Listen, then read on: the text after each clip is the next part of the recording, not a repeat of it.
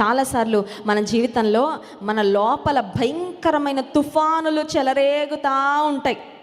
బయటకి మాత్రం చాలా నిమ్మళంగా కనబడతాం. బయటకు ఎలా ఉంటామండి? ఎంత ప్రశాంత, పేరే ప్రశాంతి అని పెడితే ఎంత బాగుండు, అంత ప్రశాంతంగా ఉన్నారండి. ప్రశాంత్ అని పేరు పెడితే ఎంత బాగుండు, అంత ప్రశాంతత. కొన్నిసార్లు పేరు పెట్టుకున్నా ప్రశాంతత రాదు. ప్రశాంతంగా కనబడినా మన లోపల ఉంటుంది పెద్ద తుఫాను, రకరకాల ఆలోచనలు, భయంకరమైన కృంగుదల, కలవరం మన మనసులో. Sometimes the storms are raging in the mind within us. మన లోపల తుఫాను చెలరేగుతూ ఉంటుంది. అలాంటి సమయంలో డబ్బులు ఇస్తే రాదండి నెమ్మది.